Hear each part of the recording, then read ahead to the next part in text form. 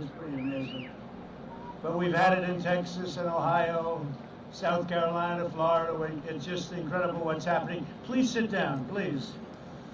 And I'm honored to be in North Carolina in the presence of true American heroes as we commemorate the 75th anniversary of the American victory in World War II, and a victory it was.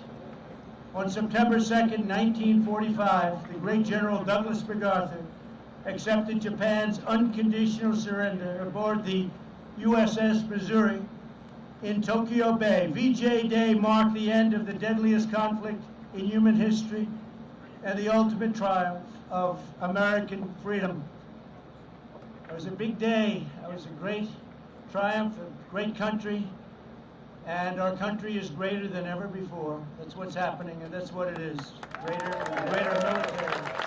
With a greater military than we've ever had before. We're deeply moved to be joined this afternoon by World War II veterans, all of whom I've met, all of whom are tough. I don't want to mess around with any of them, I'll tell you right now. Whose blood, sweat, grit, courage, and unfailing devotion made that epic victory possible.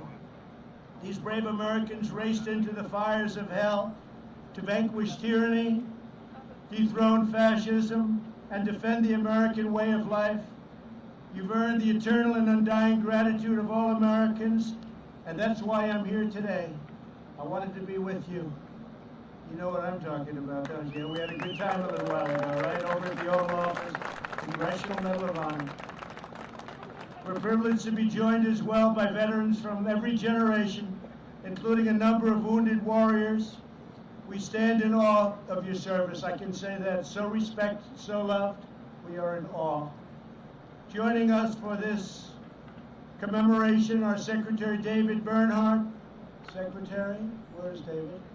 Thank you, David, very much for being here. A great senator, a real friend of mine, a tremendous senator, actually, and he works very, very hard, and he loves the people of North Carolina. Senator Tom Tillis. Tom, thank you very much.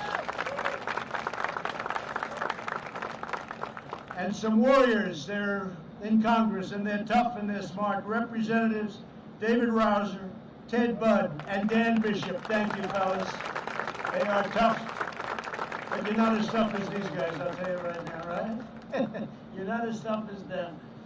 There's no better place to mark this profound World War II anniversary than right here in Wilmington, North Carolina.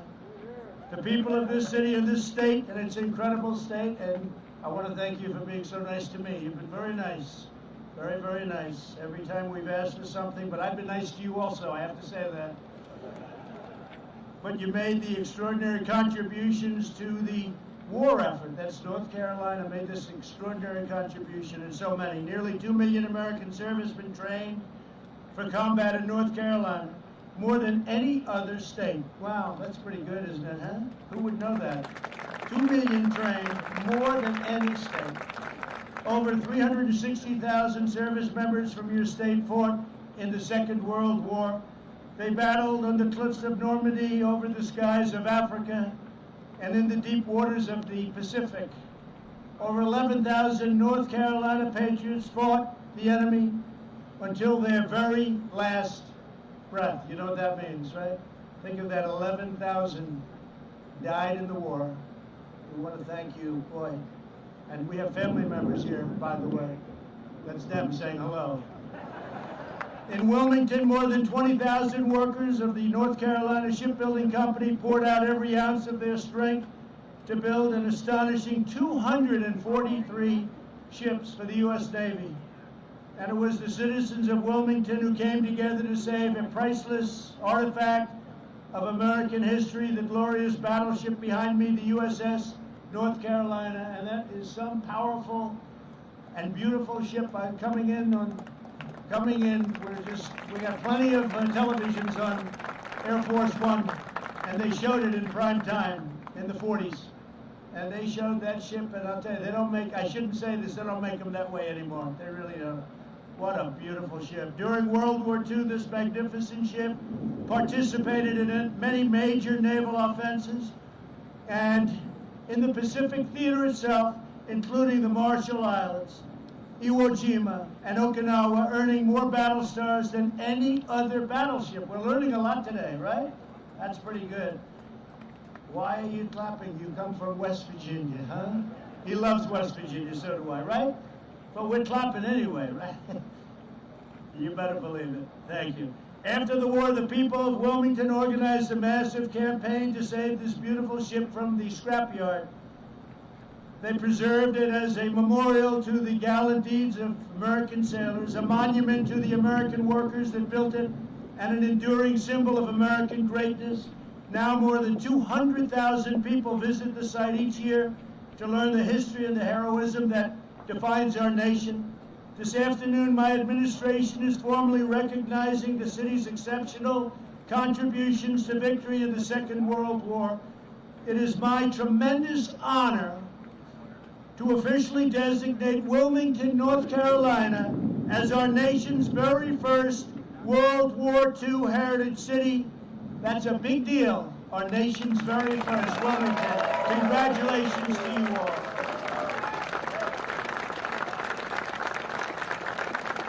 And God is saluting you up there, I tell you. You may have to go a little quicker than I thought, right? With this designation, we proudly declare that in America, we don't tear down the past, we celebrate our heroes, we cherish our heritage, we preserve our history, and we build the future. This mighty vessel and this magnificent town will forever tell that story with this designation. So I want to just congratulate North Carolina and Wilmington. That's a fantastic thing. I want to thank Senator Tillis and Congressman Rouser. Stand up, please, in between the lightning bolts, for their work to make this day possible. Thank you, Tom. Thank you, fellas. Great job. And let me also thank retired Navy Captain Wilbur Jones, who has championed the cause of World War II heritage cities. Wilbur, thank you. Thank you, Wilbur. Great job. Great job. So, Wilbur, you know a lot of people wanted this, right? So you are just a tough cookie. You got it. Number one in the nation. I want to thank Wilbur. That's great. I also want to recognize several of the heroes who saved American freedom.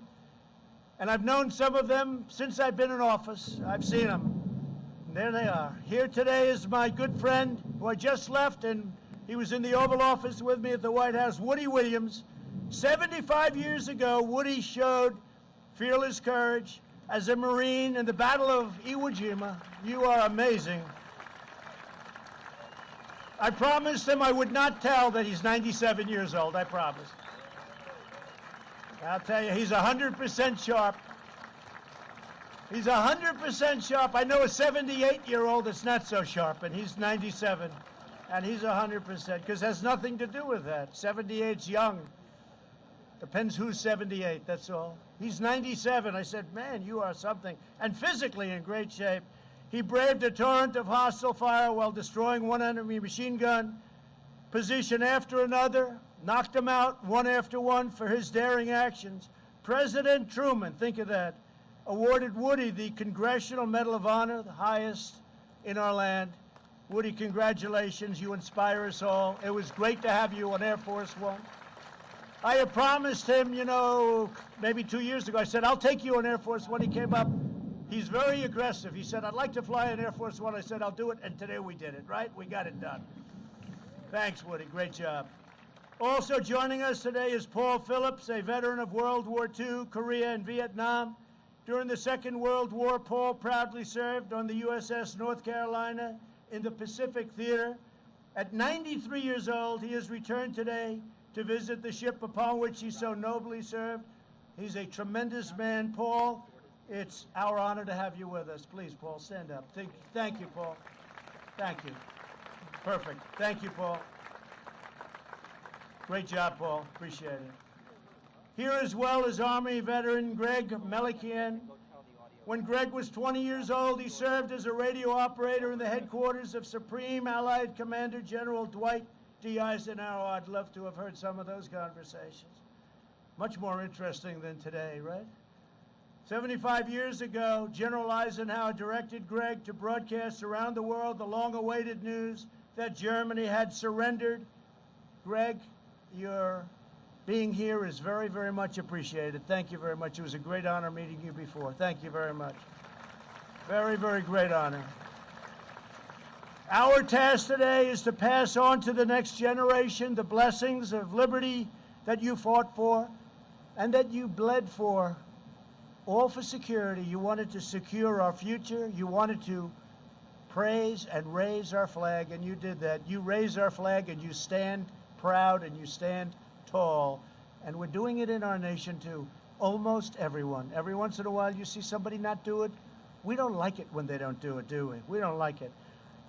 I want to just thank you. Fantastic job. American warriors did not defeat fascism and oppression overseas only to watch our freedoms be trampled by violent mobs here at home. We stopped those violent mobs very easily. All they have to do is say, please come in, Mr. President. We'll have it done in 1 hour. Please come in. It's one of the great, to me, just incredible that they don't immediately, they just, as you know, at Portland, the mayor last night, he was raided. His home was raided. He was thrown out of his home. And then he'll stand up and he'll fight for these people. These people only know one thing, and that's strength. That's all they know, strength. And we have strength. For the sake of all Americans, we must uphold the rule of law and defend the American dream for every child in our land. We must teach our children that America is the land of heroes like you. You're heroes. You know that, right, Woody? You're heroes. You're great, great men. Great men. Better believe it. We're not ashamed in America. We're not ashamed of anything. I signed a very important edict recently. 3 months ago, they were ripping down statues. I said, you can rip them down, but you're going to serve 10 years in jail if you do.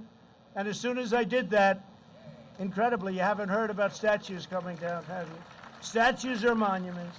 But we're not ashamed of our country. We're proud of our country, prouder than we are of anything else.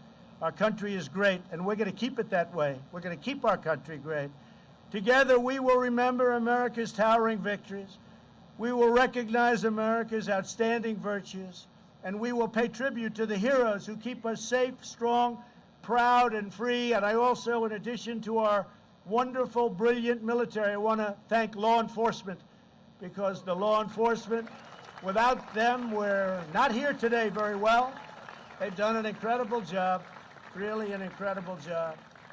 And thank you again to the World War II veterans in attendance today. This is such a great tribute to North Carolina.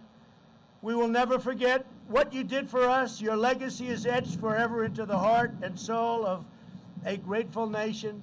And this spot is right now one of the most important military spots anywhere in the world.